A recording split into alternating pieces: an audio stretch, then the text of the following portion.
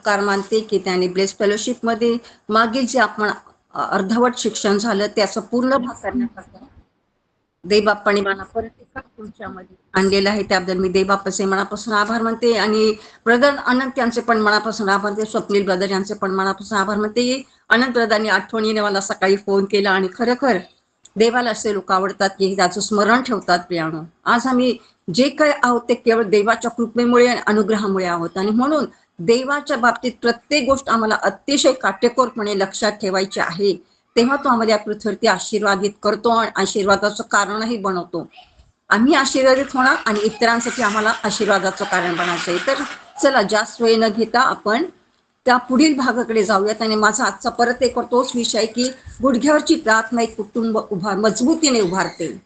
गुडघ्याची प्रार्थना एक कुटुंब मजबूतीने उभं राहते आणि ह्या दिवसांमध्ये कुटुंब मजबूतीने उभं राहणे फार आवश्यक गोष्ट आहे. प्रियानो, म्हणून आम्ही पाहूयात वचनाकडे.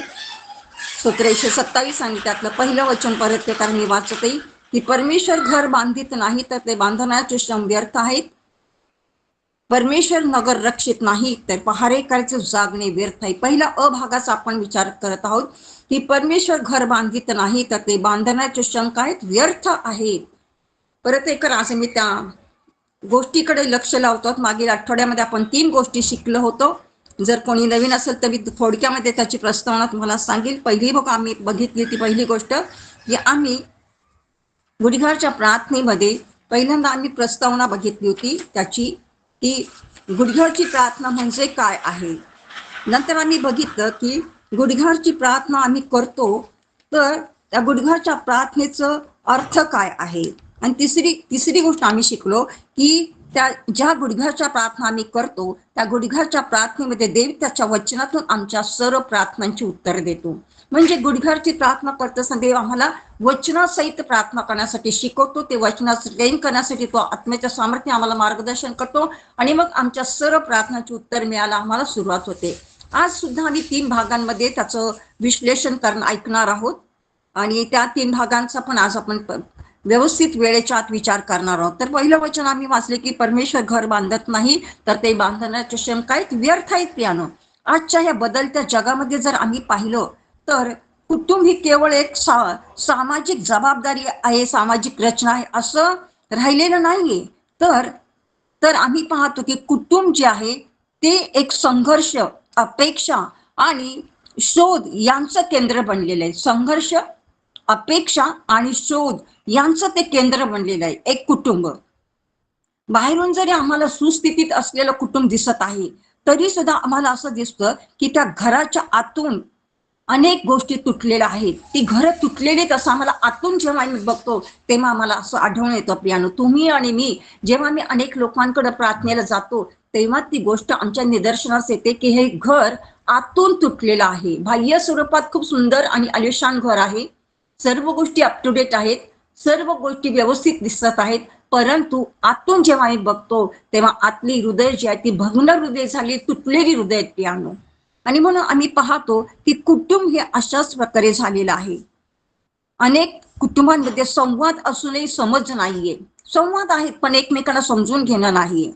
अनेक कुटुंबांमध्ये अशी अवस्था आहे की वेळोवेळी ते एकत्र येतात, मूलभूत प्रश्न आहेत, परंतु ते मूलभूत प्रश्नांवरती चर्चा करण्यासाठी त्यांना एकत्रित येणं होत नाही किंवा ते एकत्रित येऊ शकत नाहीत. आम्हाला असं पाहायला मिळतं की घर जे आहे, कुटुंब जे आहे, खरोखर कशाला टिकतं. महत्वाचा प्रश्न आहे, कुटुंब किंवा घर कशाला टिकतं. कधी आम्ही याचा विचार करत आहोत का प्रियानो. तर कुटुंब आणि घर हे प्रेमानं, पैशानं, शिक्षणाने ती समजुतीने टिकू शकतं. अर्थातच माझं उत्तर आहे समजुतीनं. प्रत्येकाची उत्तर वेगळी असू शकतात. कोणी म्हणाल पैशानं टिकत आहे, कोणी म्हणाल ज्ञानानं टिकत आहे, कोणी म्हणाल शिक्षणानं टिकत आहे, परंतु मी म्हणते एक घर जे आहे ते समंजसपणानं टिकते. समंजसपणा आणि समजूतदारपणा जर घरामध्ये असेल ते घर कधीच कोसळणार आहे. आणि म्हणूनच नीतिसूत्रामध्ये सलमोन राजा जो फार बुद्धिमान होता तो नीतिसूत्र 24:3 मध्ये असं म्हणतो, नीतिसूत्र 24:3 मध्ये तो असं म्हणतो की सुज्ञानाच्या द्वारे घर बांधता येतं, सुज्ञानाच्या द्वारे घर बांधता येतं आणि समंजसपणाने ते टिकवता येतं. हालेलुया. सुज्ञान आणि समंजसपणा या दोन्ही गोष्टी आम्हाला जगात कुठेच विकत मिळणार नाहीयेत. किती डीमार्ट फिरा, किती मोठे मोठे सुपर मार्केट फिरा, तुम्हाला तिथे ते विकत मिळणार नाही. तुम्हाला एखाद्या डॉक्टरकडे सुद्धा ते विकत मिळणार आहे, परंतु तुम्हाला ते पवित्र बायबलमध्ये सहजतेने सापडेल. सुज्ञान आणि त्या ठिकाणी समंजसपणा म्हटलेला आहे. आणि म्हणून शलोमोन राजा आम्हाला म्हणतो की सुज्ञानाच्या द्वारे घर काय करतं, टिकवता येतं, मजबूतीने राहतं, बांधता येतं. पण त्या ठिकाणी सुज्ञान नसेल तर ते घर बांधलं जाणार नाही प्रियानो. आणि समंजसपणा नसेल तर ते टिकणारही नाही. फार गरज आहे समंजसपणाची आणि सुज्ञानपणाची. म्हणूनच तो म्हणतोय की परमेश्वर घर बांधत नाही तर ते बांधण्याचे श्रम व्यर्थ आहे. अर्थात त्याचे सुज्ञान आणि समंजसपणा हे देवाच्या द्वारेच आमच्याकडे येतात. जर त्या दोन्ही गोष्टी नसतील तर प्रियानो, ते घर जे आहे अपुरी राहते. आणि कुटुंबाच्या केंद्रस्थानी जर देव नसेल, परमेश्वर नसेल, जिवंत परमेश्वर नसेल, इस्रायलचा देव नसेल, तर मात्र ते घर खिळखिळ झाल्याशिवाय राहणार नाहीये. आता समंजसपणा आणि सुज्ञान दोन्ही देवाकडूनच आपल्याला प्राप्त करता येतं, सहजतेने, सोप्या पद्धतीने. पण त्यासाठी तुम्हाला आणि मला गुडघ्याच्या प्रार्थना कराव्या लागतील. जेव्हा ही गुडघ्याच्या प्रार्थना करू लागतो तेव्हा देव आम्हाला सुज्ञान देतो, समंजसपणा पण देतो. आम्ही अतिशय कठीण प्रसंगात पण शांत राहतो, भांडण पंट्यात पण आम्ही शांत राहतो. हे समंजसपणा आणि सुज्ञान आहे प्रियानो. अतिशय अटीतटीच्या परिस्थितीत सुद्धा आम्ही शांत राहतो. हे सुज्ञान आहे, हा समंजसपणा आहे. आज अनेक घरांमध्ये याची कमतरता आहे. आणि म्हणून आम्हाला या ठिकाणी पाहायला मिळते की ह्या दोन्ही गोष्टी आमच्या कौटुंबिक जीवनासाठी फार महत्वाच्या आहेत प्रियानो. कुटुंब घडवण्याकरता तुम्हाला आणि मला खरी सुरुवात जी आहे ती बाह्य बदलांपासून करायची नाही. बाह्य बदल मी तुम्हाला सांगितले, घर फार अप टू डेट आहे, कोणत्याच वस्तूंची कमतरता नाही. सोफा कम बेड आहे, सगळ्या सगळ्या चांगल्या वेल फर्निश्ड घर आहे, सुंदर कलर केलेलं घर आहे. 2 BHK, 3 BHK, 1 BHK जे काही असेल ते अतिशय सुंदर कलरिंग केलेलं आहे. पण त्या घरामध्ये देवाची उपस्थिती नसेल तर ते घर काहीच कामाचं नाही प्रियानो. त्या घरामध्ये समंजसपणा नसेल, सुज्ञता नसेल तर काहीच कामाचं नाही प्रियानो. त्या घरामध्ये नम्रता नसेल, प्रेम नसेल तर काहीच कामाचं नाही प्रियानो. आणि मग ते असं घर जे आहे ते खरोखर बिलकुलच टिकाऊ धरणार नाही किंवा मजबूतीने उभं राहणार नाही. म्हणून आम्हाला आमचं घर जे गुडघ्याच्या प्रार्थनेवरती मजबूत करण्यासाठी देवाचं वचन सांगत आहे. गुडघ्यावरती जेव्हा आम्ही प्रार्थना करतो तेव्हा स्वतः प्रथम आम्ही नम्र होतो. हालेलुया. स्वतः प्रथम आम्ही स्वतः नम्र होतो. आणि जेव्हा आम्ही नम्र होतो तेव्हा आम्हाला पाहायला मिळतं की आमच्या कुटुंबातील इतर व्यक्ती सुद्धा परमेश्वराच्या द्वारे नम्र व्हायला सुरुवात होते. नम्रता हा ख्रिस्ताचा गुणधर्म आहे आणि प्रत्येक ख्रिस्ती कुटुंबामध्ये प्रत्येक व्यक्तीच्या जीवनात तो असणं गरजेचं आहे. पण आम्ही त्याची विपरीत परिस्थिती आज कुटुंबामध्ये बघतो. गर्व आहे, अहंकार आहे, मी पण आहे, जेथे तिथे मी आणि मीच आहे, माझं आहे, मी आहे, हा शब्द जास्त वापरात येतो. आणि म्हणून आज कुटुंबाची अवस्था विस्कळीत झाली, दयनीय झाली आणि कुटुंब तुटताना आपण पाहत आहोत प्रियानो. देवाची योजना आहे की कुटुंब जे आहे त्याचं स्वप्न आहे. कुटुंबामध्ये त्याची शांती, प्रेम, आनंद, समंजसपणा, सुज्ञान असावं, नम्रता असावी, क्षमाशीलता असावी, ही देवाची योजना आहे प्रियानो. आणि म्हणून तुम्हाला आणि मला आज वचन आमच्याकडे असंच येत नाही. कुटुंब हे फार महत्वाची गोष्ट आहे प्रियानो. आज आम्ही जितके कुटुंबाचे सदस्य आहोत, जर आम्ही आमच्या कुटुंबासाठी प्रार्थना केल्या आणि आम्ही अनेक लोकांच्या कुटुंबासाठी प्रार्थना, आमचे नियर डिअर जवळचेच घेऊयात, आमचे अनेक बहीण भावंड आहेत, जवळचे आहेत, दूरचे आहेत, मावस बहीण भावंड आहेत, मामांची मुलं आहेत, मावशांची मुले, अनेक लोक आहेत. सर्वांच्या कुटुंबासाठी जर आम्ही ओझगून प्रार्थना केली तर नक्कीच देव अनेक कुटुंबांमध्ये त्याचं स्थैर्य आणल्याशिवाय राहणार नाही आणि ते घर मजबूतीने उभं राहील प्रियानो. जर माझ्या जीवनात साक्ष तिथे साक्ष मी इतरांना सांगेल तेव्हा ते सुद्धा त्या मार्गात येतील आणि त्यांचे कुटुंब जे आहे ते देवाच्या दृष्टिकोनातनं एक मजबूत असं गुडघ्याचं कुटुंब बनल्याशिवाय राहणार नाही प्रियानो. आज हे बघत असताना पहिली गोष्ट आज आम्ही बघणार आहोत. याच्यामध्ये पहिली गोष्ट आपण बघूयात की ही गुडघ्याची प्रार्थना जी आहे तुम्हाला आणि मला देवाच्या नात्यासोबत जोडते, देवाच्या श्वासाशी जोडते. आमची गुडघ्याची प्रार्थना आम्हाला देवाच्या नात्यासोबत घट्ट श्वासाप्रमाणे काय करते, जोडते. एक श्वास आहे गुडघ्याची प्रार्थना. कोणासोबत? देवासोबत. गुडघ्याच्या प्रार्थनेत आम्ही अतिशय हंबल होऊन, नम्र होऊन, कळवळीने, कळकळीने, कळवळ्याने भरून प्रार्थना करायला शिकतो प्रियानो. तुम्हाला अनुभव आहे, मलाही अनुभव आहे. जेव्हा मी गुडघ्यावरती येतो ते आमचं मन जे ते देवासोबत लागलं जातं, घट्ट नातं तिथे निर्माण होतं आणि मग आम्ही देवासोबत बोलत राहतो. ही प्रार्थना म्हणजे गप्पा गोष्टी आहेत का? ही प्रार्थना म्हणजे मागणं आहे का? नाही. ही प्रार्थना म्हणजे देवाशी संवाद आहे. देवाशी संवाद करायचा आम्हाला प्रियानो. देवाला धन्यवाद द्यायचे, त्याच्या आराधना करायची, त्याच्यासोबत तुम्हाला बोलायचं आहे, तुमचं मनात हितगुज त्याला सांगायचं आहे प्रियानो. जेव्हा तुम्ही ते सुरू करता, देवाचा संवाद तुमच्या जीवनात सुरू होतो, तेव्हा तुमचं आणि देवाचं एक घट्ट नातं तिथे तयार होतं प्रियानो. जसं की आम्ही पाहतो जगिक जीवनामध्ये, आम्ही बाह्य स्वरूपात आम्ही पाहतो की श्वास घेतल्या विना तुमचं आणि माझं जीवन व्यर्थ आहे. आमच्या जीवनात जर श्वास नसेल तर आम्ही काहीच उपयोगच नाही, डेड म्हणून डिक्लेअर होऊ. परंतु आज आमच्या जीवनात श्वास आहे म्हणून तुम्ही आणि मी ह्या ठिकाणी ऑनलाईन मीटिंग मध्ये कुटुंबाबद्दलचं ऐकत आहोत. गुडघ्याच्या प्रार्थनेच्या द्वारे एक मजबूत कुटुंब कशा प्रकारे आम्ही उभारायचं त्याचं आम्ही वचन ऐकत आहोत प्रियानो. कारण आमच्यामध्ये तो श्वास जिवंत देवाने घातलेला आहे आणि म्हणून श्वास जसा आवश्यक आहे आमच्यासाठी, तसंच आमच्या प्रार्थनेशिवाय आमचं आत्मिक जीवन जे आहे ते भयंकर असं जीवन होईल प्रियानो. आत्मिक जीवन जे प्रार्थनेच्या द्वारे ते मजबूत होतं प्रियानो. प्रार्थना आमच्या आध्यात्मिक जीवनासाठी काय आहे, एक एक प्रकारचं बेस आहे, एक प्रकारचा पाया आहे प्रियानो. आणि म्हणून तुम्हाला आणि मला, जर आम्ही आत्मिक जीवनामध्ये मजबूतीने प्रार्थना करणारी व्यक्ती नसू तर आमचं कुटुंब कधीही तुटू शकतं, कधी तुटू शकतं. म्हणून प्रत्येक कुटुंबातील एक तरी व्यक्ती, मी म्हणते माझ्या बहिणींना भावांना विनंती की एक तरी व्यक्ती मजबूतीने कुटुंबामध्ये निरंतर प्रार्थना करणारी व्यक्ती बनणं गरजेचं. निरंतर म्हणते मी, आज केली उद्या नाही केली असं चालणार नाहीये. दिवसातून 10 वेळा केलं तर ते तुमच्याकडे रिटर्न्स घेऊन येतील. दावीद राजा दिवसातून 7 वेळा प्रार्थना करत होता. दानिएल दिवसातून 3 वेळा यरूशलेमच्या खिडक्या उघडून प्रार्थना करत होता. विपरीत परिस्थितीत पण राजाचा फरमान निघालेला असताना सुद्धा त्यांनी निरंतर प्रार्थना केला. निरंतर गुडघ्याच्या प्रार्थना तुम्हाला मजबूत उभं करतात आणि तुमचं कुटुंब सुरक्षित ठेवतात प्रियानो. ही खूप महत्वाची गोष्ट आहे.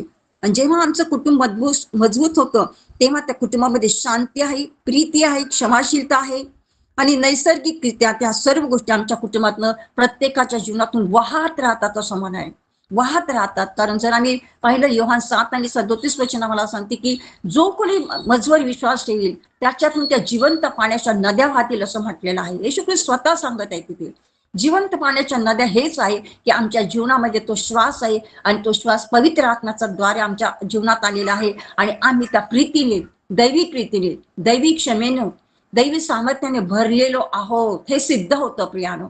जिवंत पाण्याच्या नद्या आमच्यातून वाहत आहेत. म्हणजे आम्ही काही पाणी नाहीयेत की आम्ही एक मोठी नदी नाहीयेत, पण आमच्या कृतीतून, वागण्यातून, बोलण्यातून, गुडघ्याच्या प्रार्थनेच्या द्वारे आमच्या जीवनातून ती प्रीती, आनंद, शांती, क्षमाशीलता हे सर्व लोकांना दिसतं आणि वाहायला लागतं प्रियानो.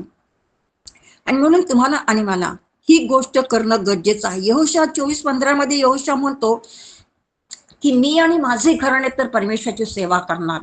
हा त्याचा एकट्याचा निर्णय होता का? नाही माझ्या प्रियानो, हा एक कुटुंब या नात्याने त्या सर्वांचा निर्णय होता. तो म्हणाला मी आणि माझ्या घराण्याने हे ठरवलेलं आहे, तुमचा काय निर्णय तर तुम्ही घ्या. सर्व इस्रायल लोकांनी त्यांना आव्हान केलं, प्रिया चॅलेंज केलं. मी आणि माझ्या कुटुंबाने निर्णय घेतलेला आहे की मी आणि माझ्या घरात परमेश्वराची सेवा करणार. आता तुम्हाला काय करायचं ते तुम्ही ठरवा. आणि मग आम्ही पाहतो की सर्वांनी मिळून एक निर्णय घेतला प्रियानो. आम्ही बघतो की कुटुंब आज हरवलेली आहेत कारण तिथे एक मताचा निर्णय होत नाही. आहे का नाही? अगदी लहान लहान मुलांना सुद्धा तुम्ही बघा प्रियानो, जर आम्ही त्यांना एखादी गोष्ट घेतली, तुम्ही स्वतः त्यांना एखादी गोष्ट घेऊन जा, त्यांना ती आवडत नाही, तिथे त्यांचा निर्णय एक होतं का? आम्ही म्हणतो का आम्ही म्हटलं बाळा ही गोष्ट मी तुझ्यासाठी आणलेली, तर ते म्हणतात नाही आम्हाला आवडलेलीच नाही. कपडे असो, वस्तू असो, कोणती असो, ते म्हणतात नाही आम्हाला ते आवडले. मग त्यांना आपल्याला घेऊन जायचं आणि त्यांच्या चॉईसने ते आम्हाला घ्यायचं. म्हणजे एक निर्णय अगदी लहान मुलांपासून होत नाही प्रियानो. निर्धार हा यहोशाचा एकट्याचा नव्हता. यहोशाच्या संपूर्ण कुटुंबाने त्याला निर्धार करण्यासाठी सहकार्य केलं प्रियानो. आणि त्यांचा निर्धार जो आहे तो चांगला निर्धार होता की मी आणि माझे घराणे परमेश्वराची सेवा करणार. हालेलुया, किती महान गोष्ट आहे, चांगला निर्णय प्रियानो. काय आज आम्ही ही गोष्ट डिक्लेअर करायला तयार आहोत का? जर आहेत तर खूप चांगली गोष्ट आहे. जर आमच्या घरात एक मताने सर्व निर्णय घेतले जात आहेत, जे मला पटतं तेच माझ्या खात्यात सर्वांना पटते, लहान थोर सर्वांना, तर ती उत्तम गोष्ट आहे प्रियानो. कारण त्या ठिकाणात देवाची महान मोठी उपस्थिती. पण जर तिथे मतभेद आहेत, मी एक बोलत आहे ते बाकीच्यांना पटत नाही, किंवा ते लोक जे बोलत आहे ते मला पटत नाही, तिथे फूट आहे, तर तिथे देवाचं राज्य टिकणार नाही प्रियानो. देवाचं राज्य प्रस्थापित होणार नाहीये. म्हणून तुम्हाला आणि मला गुडघ्याच्या प्रार्थनेत यायचंय आणि आमच्या कुटुंबामध्ये ऐक्य मागायचं आहे. प्रत्येक गोष्टीत ऐक्य. तिथे मी, माझं हा शब्द येताच कामा नये. तिथे आपलं आणि आमचं हा शब्द यायला पाहिजे. आपलं आणि आमचा हा शब्द, मी आणि माझे कॅन्सल झालं पाहिजे. हे करता येईल का? हो, करता येईल. आपल्याला असं वाटते कदाचित ते करता येणार, परंतु मी तुम्हाला सांगते की जेव्हा आम्ही गुडघ्यावरच्या प्रार्थनेत सहभागी होऊ, देवाशी जोडले जाऊ, आमचा श्वास देवाशी जोडला जाईल, आम्ही अश्रुपूर्ण नेत्राने प्रार्थना करू, तेव्हा देव ती प्रार्थना ऐकतो आणि आमच्या कुटुंबामध्ये ते ऐक्य निर्माण करतो. प्रियानो, ऐक्यामध्ये देवाचं सामर्थ्य आहे. देवाचं वचन सांगते की फूट पडलेले नगर आणि शहर टिकत नाही. फूट पाडणं हा सैतानाचा गुणधर्म आहे. म्हणून आम्हाला फूट पाडणाऱ्या लोकांच्या संगती, मित्रांच्या संगती, आमच्या मैत्रिणींच्या संगतीत सहवास करायचा नाही. अनेक लोक फूट पाडतात. कसे पाडतात? कान भरतात. कसे पाडतात? वेगवेगळे विचार डोक्यात घालतात. कसे पडतात? एकमेकांच्या बद्दल वाईट मत करतात, मिसअंडरस्टँडिंग करतात आणि मग घरामध्ये फूट पडण्यासाठी ते काय करतात? आम्हाला प्रवृत्त करतात. प्रियानो, आम्हाला जर आम्ही गुडघ्याच्या प्रार्थनेत आहोत तर देव आम्हाला ज्ञानाने प्रगटीकरणाच्या आत्म्याने भरेल. कोण चांगलं आणि कोण वाईट, आमच्या कुटुंबासाठी कोण चांगला सल्ला मसलत देत आहे आणि कोण वाईट संगती, वाईट गोष्टींचा सल्ला मसलत देत आहे, ते तुम्हाला आणि मला ते दाखवेल. प्रियानो, आणि आम्ही त्या गोष्टी येशूच्या नावात कॅन्सल करू. आम्ही तिथे जाऊन त्यांच्याशी वादविवाद, भांडण तंटा करायचं नाही आम्हाला, परंतु त्या गोष्टी आम्हाला येशूच्या सामर्थ्य नावामध्ये गुडघ्यावरती जाऊन कॅन्सल करायच्या आहेत. शब्दामध्ये सामर्थ्य, प्रभू येशूच्या नावात त्या गोष्टी कॅन्सल होतील. असे लोक तुमच्या घरी येणं जाणं बंद करतील. अशा लोकांच्या सहवासात तुमचं जाणं येणं बंद होईल. मग ते आपले लोक असो, जवळचे लोक असो किंवा विधर्मी लोक असो, कोणी असो, आम्हाला कुणाच्या अधीनतेत जायचं नाही. आमचा राजा आता फक्त येशू ख्रिस्त आहे. तो जे काही सांगेल पवित्र आत्म्याच्या द्वारे तेच तुम्हाला आणि मला ऐकायचंय. तेव्हा तुमच्या आणि माझ्या घरामध्ये देवाच्या सोबत असलेलं आमचं जे नातं आहे, जो आमचा श्वास आहे, तो देवासोबत जोडला जाईल आणि गुडघ्याच्या प्रार्थनेत तुम्हाला आणि मला त्या ठिकाणी एक विजय मिळेल आणि तुमच्या घरात मी आणि माझे शब्द कॅन्सल होतील आणि त्या ठिकाणी आपलं आणि आमचं हा शब्द यायला सुरुवात होईल. पियानो, अगदी लहानपणापासून लेकरांना आपण ही गोष्ट शिकवल्या पाहिजे. आपलं आणि आमचं, मी आणि माझे शब्द त्यांच्या कानावर पडले तर पुढे जाऊन त्यांच्या मनावर ते रुजले जातील आणि तेच शब्द ते आपल्या जीवनामध्ये वापरायला सुरुवात करतील. पियानो, आणि म्हणून आम्हाला या गोष्टीची खबरदारी घ्यायची आहे. पियानो, आम्ही पाहतो की प्रार्थना आपल्याला आठवण करून देते की तुम्ही आणि मी अपूर्ण आहोत. आम्ही अपूर्ण आहोत का? हो, आम्ही अनेक गोष्टींमध्ये अपूर्ण आहोत. म्हणून तर आमच्याकडे गाणं आहे की पुष्कळ अजूनही उन्हा प्रभू मी, पुष्कळ अजूनही उन्हा. आम्ही हरेक गोष्टीमध्ये उणेच आहोत. प्रियानो, ती उणीवता जर आम्ही आमच्या जीवनात स्वीकारत आहोत ना, खूप काहीतरी मोठं मी आहे, खूप काहीतरी मोठा मी आहे, खूप वेल एज्युकेटेड आहे, खूप डबल शिक्षण मी घेतलेलं आहे, ग्रॅज्युएशन घेतलेलं आहे, म्हणून मी खूप काहीतरी आहे, पण देवाच्या ज्ञानात मी शून्य आहे. काही फायदा आहे का त्याचा? काहीच नाही माझ्या प्रियानं. जर आम्ही जगातल्या शिक्षणात शून्य आहोत, परंतु देवाच्या शिक्षणात, बायबलच्या शिक्षणात, पवित्र आत्म्याच्या सामर्थ्यात आम्ही जर एक सामर्थ्याने भरलेली व्यक्ती आहोत, तर तुम्ही सर्वश्रेष्ठ व्यक्ती आहात. देवाचं ज्ञान फार महत्वाचं आहे. प्रियानो, तुमच्याकडे जगातलं ज्ञान असो किंवा नसो, ते काहीच कामाचं नाही. कारण आम्हाला पाहायला मिळते की जगाचं ज्ञान मूर्खपण आहे आणि म्हणून आम्हाला जगातल्या ज्ञानापेक्षा ते मिळवायचं नाही असं अजिबात माझं म्हणणं नाही, पण त्याला प्रायोरिटी द्यायची नाही, त्याला पहिलं प्रथम स्थान द्यायचं नाही. देवाचं ज्ञान हेच आमच्यासाठी सर्वश्रेष्ठ असलं पाहिजे आणि ते देवाचं ज्ञान असेल, आम्ही जर त्याच्या कृपेवर अवलंबून आहोत, तर आमच्या कुटुंबामध्ये, आमच्या स्वतःच्या वैयक्तिक जीवनामध्ये नम्रता येते. हालेलुया.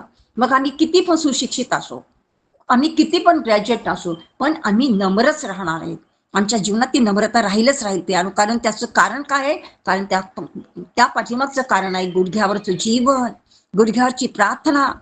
ती आमची साक्ष असली पाहिजे. जेव्हा ती आमच्या जीवनात साक्ष असते, तेव्हा देव तुम्हाला आणि मला योबाप्रमाणे दुप्पट आशीर्वाद दिल्याशिवाय राहत नाही.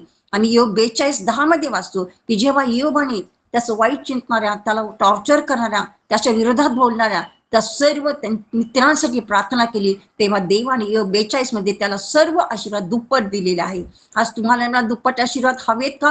हो, देवाकडचे दुप्पट आशीर्वाद आहे. जगातले नको, जे नाशिवंत आहे ते नको आहेत आम्हाला, परंतु आम्हाला देवाकडच्या स्वर्गीय राज्यात घेऊन जाणारे आशीर्वाद हवेत. आणि म्हणून तुम्हाला आणि मला आमच्या मित्रांसाठी, आमच्या प्रियजनांसाठी, आमच्या नातेवाईकांसाठी, सर्वांसाठी आम्हाला प्रार्थना करणारी व्यक्ती बनायचंय. जेव्हा आम्ही प्रार्थना करू तेव्हा आमचं नातं जे देवासोबत आहे ते नातं काय होतं? अधिक घट्ट जोडलं जातं. प्रियानो, आम्ही नातेसंबंध जो आहे तो तोडणारे असतं कामा नये.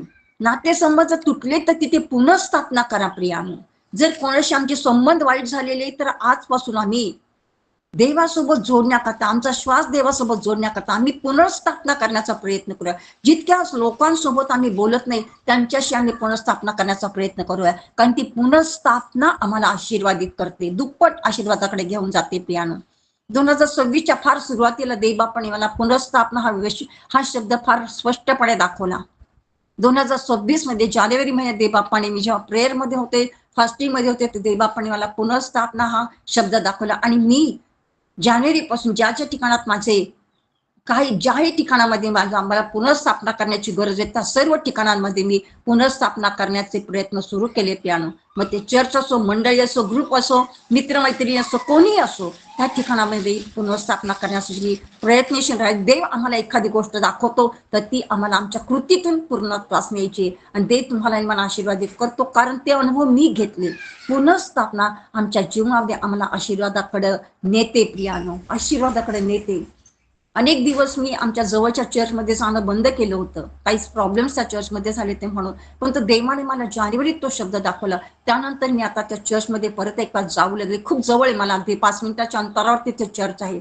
कधी कधी लांब जाणं चर्चला आम्हाला जमत नाही, कधी कधी मग चर्चचा खाडा होतो, आणि चर्चचा खाडा तर मी सारखं म्हणत होते देवबापाला, या वर्षात मला एकदाही, मागच्या वर्षात 2-3 खाडे झाले माझ्या चर्चला, कारण पाऊस खूप आला, पाणी भरलं, आणि त्या लांबच्या चर्चमध्ये मला जाणं झालं नाही. त्याचं मला फार खंत वाटली, दुःख झालं. मी म्हटलं, प्रभू मला कधीच चर्च बुडवायचं नाहीये, प्रत्येक रविवारी मला चर्चला जायचंय, म्हणून मला एक जवळचं चर्च पाहिजे. त्यावेळी देवबापाने मला पुनर्स्थापना शब्द दिला, आणि त्या पुनर्स्थापनेच्या द्वारे त्या जुन्या जवळच्या चर्चमध्ये मी जाऊ लागले, आणि देवबापाने माझ्यासाठी फार मार्ग मोकळे केले. प्रियानो किती महान गोष्ट, आम्हाला देवाचं ऐकायचंय. पियानो देव आमच्या कल्याणासाठी, आमच्या भल्यासाठी सर्व गोष्टींचं मार्गदर्शन करतो. जेव्हा तू ती गोष्ट आम्हाला दाखवतो, प्रगट करतो, आम्ही ती कॅच करून झेलली पाहिजे, आणि आमच्या जीवनामध्ये देवाची इच्छा पूर्ण करण्याकरता, त्याच्या श्वासासोबत करण्याकरता आम्हाला ती पुनर्स्थापना स्वीकारण्याची गरज आहे. पियानो हा बदल आहे, आणि जर तुम्ही आणि मी बदल स्वीकारायला तयार आहोत तरच ही गोष्ट होऊ शकतात. अनेक लोक बदल स्वीकारायला तयार नाहीत, आणि म्हणून त्यांच्या जीवनात पुनर्स्थापना होत नाही.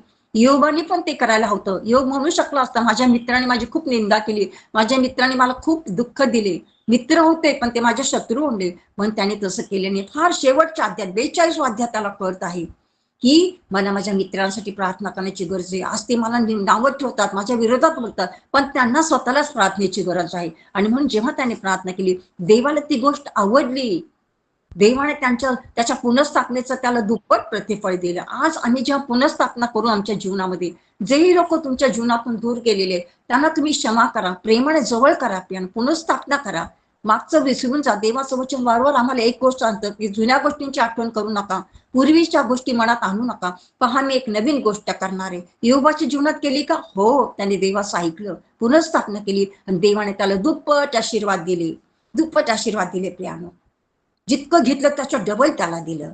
आज तुमच्यासाठी पण ते आशीर्वाद देत, म्हणून त्याचा श्वास बनण्याकरता जेव्हा आम्ही गुडघ्याच्या प्रार्थनेमध्ये त्याची समरूप होतो, तर तिथे पुनर्स्थापना हा विषय आमच्यासाठी महत्वाचा आहे.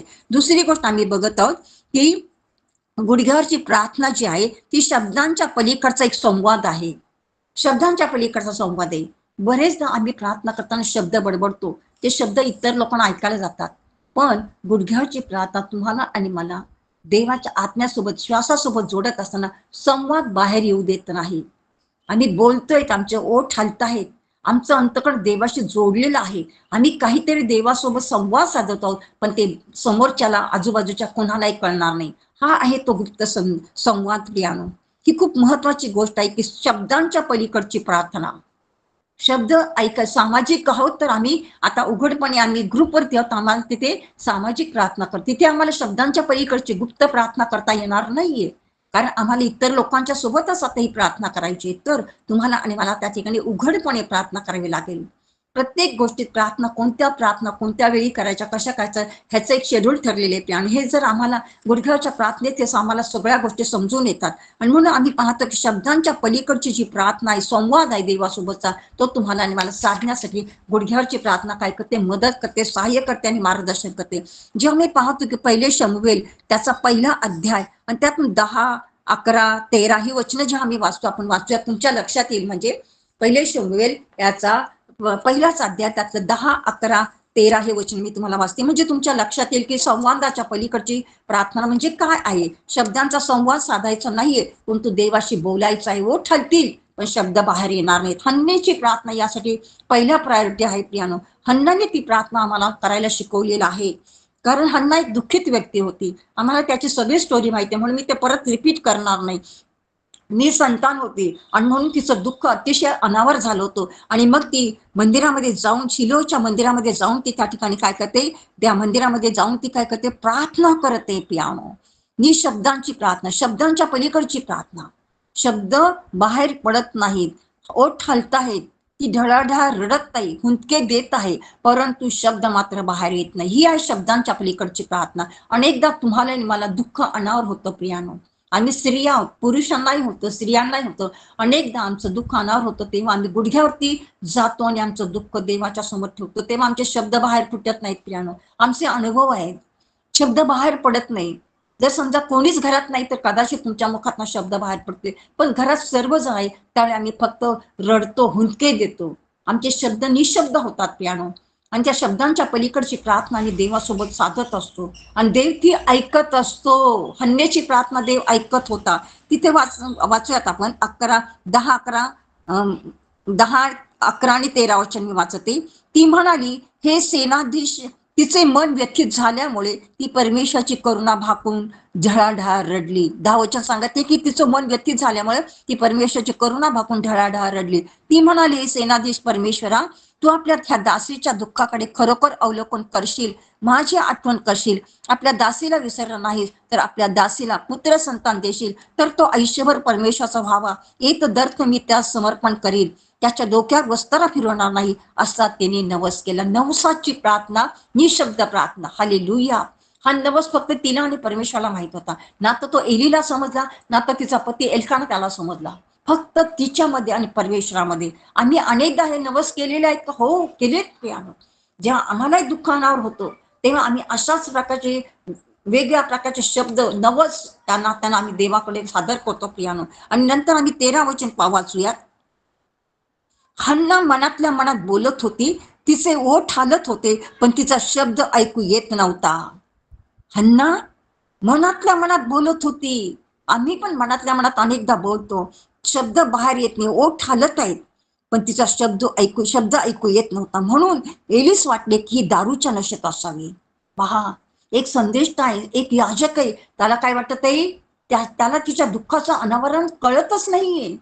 त्याला वाटते की ही काहीतरी दारूचं सेवन करून रडत आहे, नशेत आहे, असं त्याला वाटत आहे प्रियानो. परंतु ती नशेत होती का? नाही माझ्या प्रिय बहीण भावंडांनो. ती निशब्द शब्दांच्या पलीकडची प्रार्थना देवाला सादर करत होती. हालेलुया. आणि देवाने तिची प्रार्थना त्याच दिवशी ऐकली. निशब्द, शब्द बाहेर पडू न देणारी जी प्रार्थना आहे ती देव त्वरित ऐकतो. ही एक पद्धत आहे गुडघ्याच्या प्रार्थनेची. शब्दांच्या पलीकडे जाऊन तुम्ही मुख हलेल, ओठ हलतील, पण शब्द बाहेर येऊ नका देऊ. आणि ती प्रार्थना तुम्ही देवाला श्वासासहित, उच्छ्वासासहित ढळढळ रडून जर सादर केली तर तुमच्या अनेक प्रश्नांची उत्तरे आज तुम्हाला मिळणार आहेत प्रियानो. एक नवीन आणि चांगली पद्धत आहे गुडघ्याची प्रार्थना, शब्दांच्या पलीकडची प्रार्थना प्रियानो. शब्द बाहेर येऊ नका देऊ. हन्नेप्रमाणे मुख हलेल, ओठ हलतील, पण शब्द मात्र बाहेर येणार नाही. कुणालाच करणार ते फक्त तुम्हाला आणि परमेश्वराला माहित असेल प्रियानो. तर तिथे नक्की देव तुमच्या प्रार्थनेचं उत्तर देईल. आणि देवापणे हन्नेच्या प्रार्थनेचं उत्तर दिलं आणि तिने मागितलेली गोष्ट देवाने तिला दिली. शमूवेल बाळ, एक याजक, एक भविष्यवक्ता, इस्रायल राष्ट्रासाठी पहिला भविष्यवक्ता त्याने हन्नेच्या पोटी दिलेला आहे प्रियानो. हालेलुया. तोच परमेश्वर आज तुम्हाला आणि मला जे काही तुम्ही आज त्याच्याकडे मागतात तो देणार आहे. गुडघ्याच्या प्रार्थनेत तुम्ही मागा आणि ती गोष्ट तुम्हाला मिळालीच आहे म्हणून धन्यवाद द्या. ही शब्दांच्या पलीकडची प्रार्थना करा आणि देव तुमची प्रार्थना ऐकेल आणि तुमच्या प्रार्थनेचं उत्तर तुम्हाला होय आमेन मध्ये देईल प्रियानो. आम्ही पाहतो की कुटुंब हे केवळ वर्तमानासाठी नाही, त्याचं भविष्य पण घडलं पाहिजे. आम्ही पाहतो शमूएल जो आहे तो वर्तमान काळासाठीच होता का? नाही. दूध तुटल्यावर तिने लगेच त्याला त्याच्या भविष्यासाठी मंदिरात आणून सोडलं आणि त्या मंदिरात तो देवाच्या सानिध्यात राहिला. देवाची वाणी त्याच्या कानावर पडली आणि देवाने त्याच्या गोष्टी त्याला सांगितल्या. एलियाबद्दल त्याला सांगितलं, त्याच्या मुलांबद्दल भविष्यवाण्या त्याला सांगितल्या आणि देवाने त्याचा हितगुज शमूएलासोबत करायला सुरुवात केली. हालेलुया. Praise the Lord. किती महान गोष्ट. इतक्या लहान वयात ते लेकरू आज्ञाधार म्हणलो आणि म्हणू लागलं, बोल प्रभू, मी तुझा दास ऐकत आहे. Praise the lord, hallelujah. एक अद्भुत अशी गोष्ट, हन्नाच्या जीवन जे आहे प्रियानो, आम्ही बघतो की तिचं जीवन जे आहे ते प्रार्थनेतून, तिच्या जीवनात प्रार्थनेतून जन्मलेली जी संतती, शमूएल बाळ तिच्या समोर आला आणि तो एक भविष्यवक्ता बनला. तिने प्रार्थनेच्या द्वारे मागितलेलं आहे ते. आज आम्हाला सुद्धा प्रार्थनेच्या द्वारे ज्याही गोष्टी आहेत त्या मागायच्या आहेत आणि देवाच्या हातात समर्पित करायच्या आहेत, तर देवावर त्याचं नियंत्रण ठेवायचं आहे. आणि शमूएल या शब्दाचाच अर्थ आहे की देवाकडून मागितलेला किंवा देवाने दिलेला.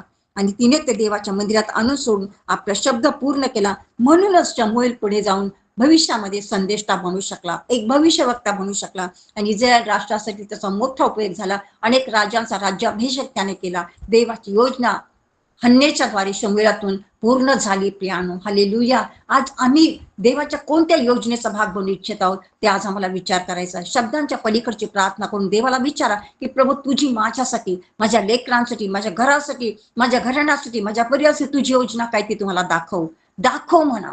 आणि तो तुम्हाला दाखवायला सुरुवात करेल. प्रकाशन दे, प्रकटीकरण दे, तू माझ्याशी बोल, मला दृष्टांत दे, स्वप्न दे, बोला त्याच्याशी. तो तुम्हाला द्यायला सुरुवात करेल प्रियानो. आणि दे तुम्हाला त्या सर्व गोष्टींच्या द्वारे आशीर्वाद देत करेल आणि तुम्ही अनेक लोकांसाठी आशीर्वादाचं कारण बनाल.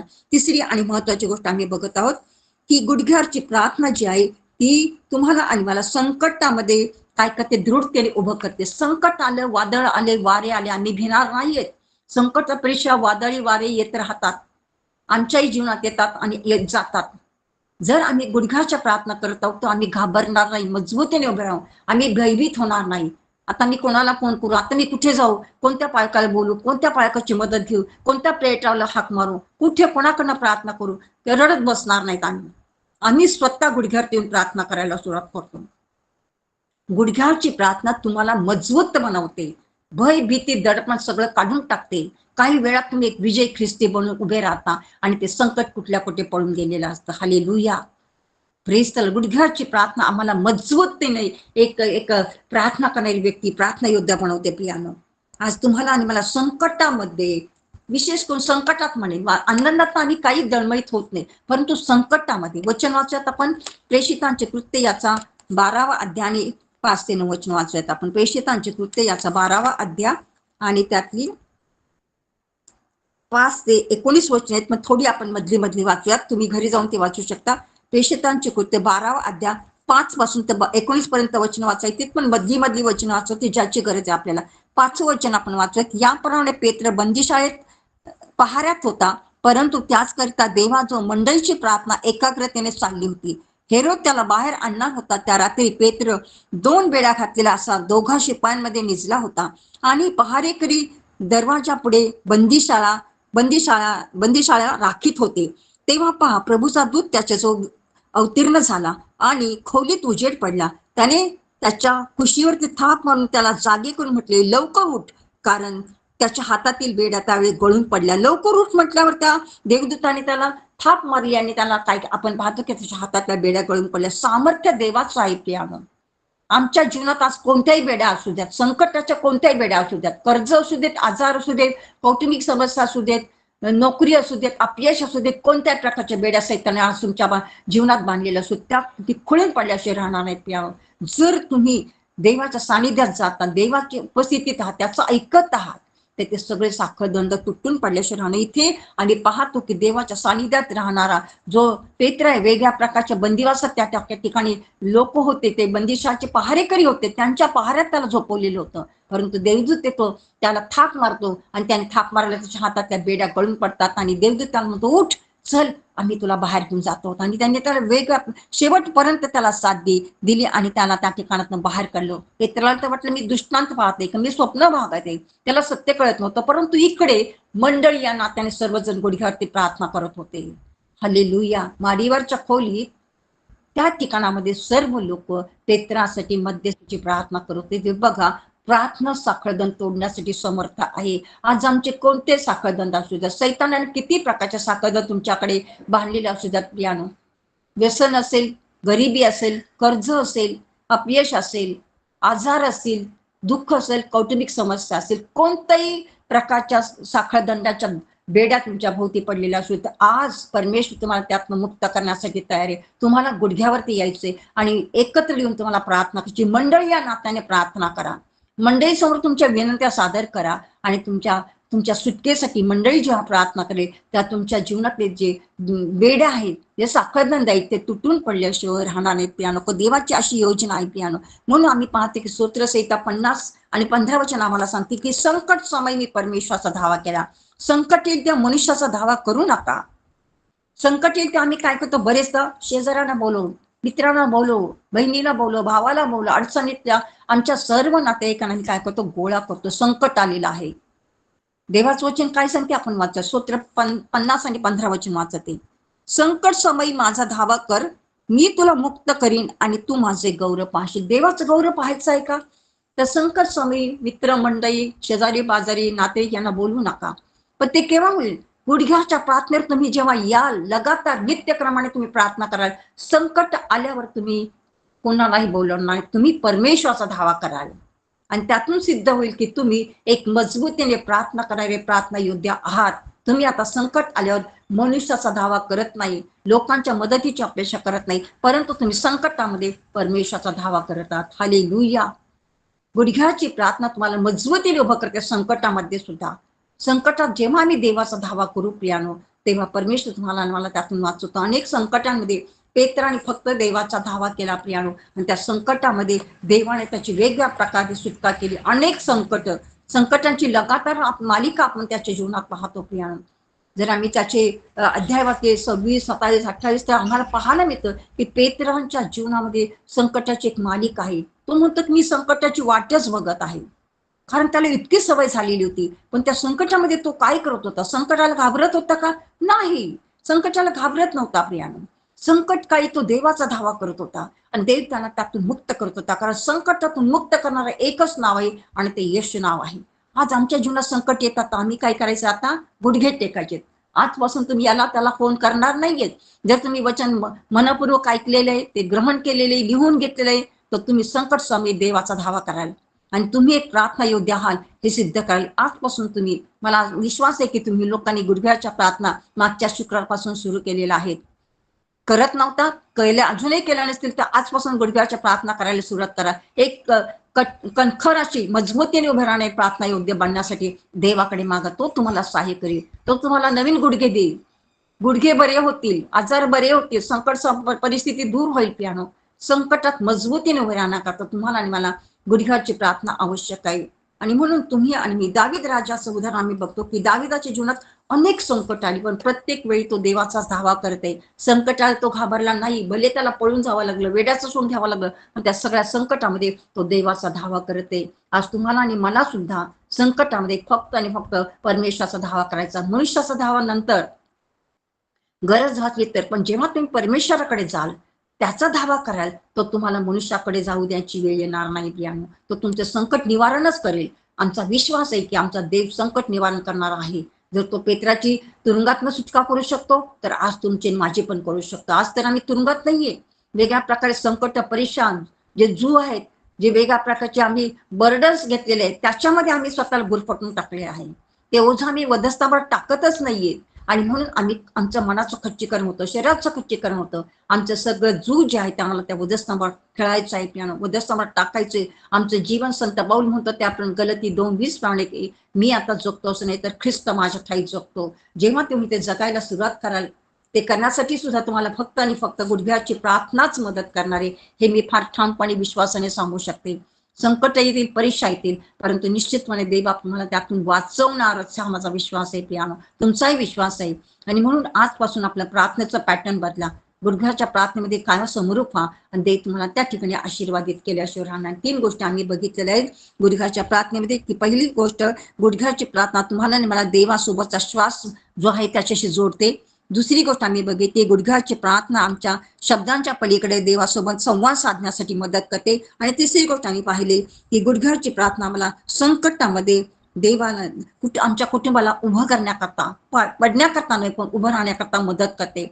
संकट किती येऊ द्या, परीक्षा येऊ द्यात, वादळ वारे येऊ द्यात, पण आमचं कुटुंब त्या संकटांमध्ये उभं राहतं, पडत नाही.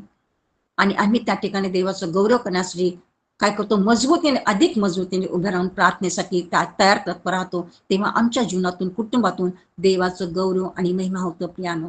आज देवाची अपेक्षा आहे की तो येण्यापूर्वी प्रत्येक कुटुंब जे आहे ते मजबूतीने उभं राहणं गरजेचं आहे. देवाची योजना आहे कुटुंब प्रियानो. आणि म्हणून तुम्ही आणि मी हा त्या कुटुंबाचा पाया ठरवण्याकरता आम्हाला प्रार्थनेची गुडघ्याच्या प्रार्थनेची गरज आहे. कुटुंबाचा पाया काय आहे? परत एकदा सांगते, कुटुंबाचा पाया काय आहे? गुडघ्याची प्रार्थना. कुटुंबाचा पाया काय आहे? दगड धोंडे माती ते नाही. आमच्या कुटुंबाचा स्पिरिच्युअल कुटुंबाचा पाया काय आहे? तर ती प्रार्थना गुडघ्याची प्रार्थना आहे प्रियानो. त्या गुडघ्याच्या प्रार्थनेमध्ये वचनाने भरलेली प्रार्थना आम्ही शिकलो की देव आमच्या मुखात वचन घालतो आणि आम्ही सक्सेसफुली होय आमेन मधल्या प्रार्थना करायला लागतो प्रियानो. आणि म्हणून आज तुम्हाला आणि मला ठरवायचं आहे की तुमचं घर प्रार्थनेचं घर बनवायचं आहे का? तुमचं आणि माझं घर जे आहे ते परमेश्वराच्या सेवेसाठी आम्हाला तयार तत्पर ठेवायचं आहे का? तुमचं आणि माझं घर एक गुडघ्याच्या प्रार्थनेच्या द्वारे आम्हाला मजबूत करायचं आहे का? हा निर्णय तुमचा आणि माझा आहे प्रियानो. मी तर बनवलेला आहे, तुम्हाला हा निर्णय घ्यायचा आहे. हे मी बनवले म्हणून मी तुम्हाला उत्तम रीतीने सांगू शकते की मी माझं जीवन जे आहे माझ्या कुटुंबासाठी गुडघ्याच्या जीवनामध्ये समर्पित केलेलं आहे. आणि देवाला ते माहीत आहे. आम्ही देवासमोर लवाडी करू शकत नाही. माझा फार मोठा विश्वास आहे की माझ्या गुडघ्याच्या प्रार्थनेच्या द्वारे माझं देव बाप माझ्या कुटुंबातील हर एक व्यक्तीचं जीवन परिवर्तित करत आहे आणि करणार पण आहे. सैतान वेगळ्या प्रकारचे हल्ले गल्ले करतो, पण त्या सगळ्यांमध्ये देव मला विजय करणार आहे हे मला निश्चितपणे ठाऊक आहे प्रियानो. परीक्षा वादळ येतीलच, ती आमच्या विश्वासाची पारख आहे. त्या सगळ्या परीक्षांमध्ये वादळामध्ये आम्ही सोन्यासारखे चकाकतो. योग म्हणतो या सगळ्या वादळात वाऱ्यांमध्ये मी सोन्याप्रमाणे चकाकत आहे. सोन्याप्रमाणे चकाकते. आम्ही सगळ्या कठीण परिस्थिती पण देवाला धन्यवाद देतो, त्याची सेवा करत आहोत प्रियानो. त्याला धन्यवादच देतो. त्याची प्रत्येक योजना आमच्यासाठी चांगली आहे हे आम्ही कबूल करतो, डिक्लेअर करतोय प्रियानो. देव तुम्हाला आणि मला मजबूतीने उभं केल्याशिवाय आणि आमचा परिवार त्याचा पूर्णपणे ताबा घेतल्याशिवाय आणि परत एक एक व्यक्तीला तो गुडघ्यावरती आणल्याशिवाय राहणार नाही. हालेलुया. देवबाप करून आणि आजचं वचन जे तुमच्या आणि माझ्याकरता आशीर्वादाचं पुढील समय मी ब्रदर अनंत यांच्याकडे देते. Thank you so much brother. तुमचं सर्वांचे मनपूर्वक आभार आहेत. Thank you sister. Praise the lord. Hallelujah. गुडघ्यावरची प्रार्थना एक मजबूत कुटुंब, एक आत्मिक कुटुंब उभा करते प्रियानो. हालेलुया. जे की कुटुंब